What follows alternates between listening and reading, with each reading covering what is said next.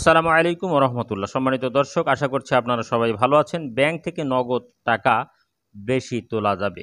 সরকার পরিবর্তনের পরে ব্যাংকগুলো থেকে যাতে নগদ টাকা একটি অ্যাকাউন্ট থেকে ১ লাখের বেশি উঠানো না যায়, এরকম নিয়ম করে দিয়েছিল ইন্টারিম গভর্নমেন্টের পক্ষ থেকে। এরপরে ২ লাখ, পরে ৩ লাখ এবং সর্বশেষ গত সপ্তাহ পর্যন্ত এটি ৪ লাখ পর্যন্ত ছিল। তারপরেও অনেক ব্যাংক কিন্তু নগদ টাকা দিতে পারে নাই কাস্টমারের চাহিদা অনুযায়ী। এখন নগদ টাকা যদি দিতে না পারে বা দিতে না চায়, তাহলে করণীয় কি? সে বিষয়টিও জানার দরকার আছে। আর সর্বশেষ আজকে, অর্থাৎ আজকে রবিবার থেকে শুরু করে আগামী কতদিন চলবে বলা যাবে না, যে আপনারা আপনাদের নিজস্ব অ্যাকাউন্ট থেকে ক্যাশ টাকা, অর্থাৎ নগদ টাকা ৫ লক্ষ পর্যন্ত উঠাতে পারবেন একদিনে। এখন কেউ যদি, কোনো ব্যাংক যদি নগদ টাকা দিতে না চায়, তাহলে আপনার করণীয় কি? আপনার তো অভিযোগ করার জায়গা রয়েছেই।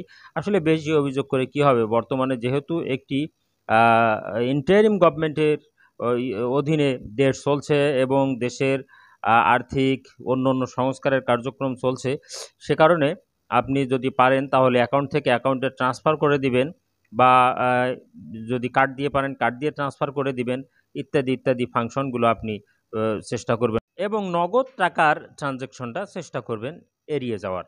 যদি তা হয় তাহলে আপনার জন্য ভালো হবে। আর বাংলাদেশ ব্যাংকের গভর্নর কিন্তু বলেছেন, সবাই একসাথে টাকা তুলতে গেলে পরে বিশ্বের কোনো ব্যাংকই টাকা দিতে পারবে না। আপনাদেরকে একটু ধৈর্য ধারণ করতে হবে। দেশের পরিবর্তন হবে ইনশাআল্লাহ। ধন্যবাদ সকলকে। আল্লাহ হাফেজ।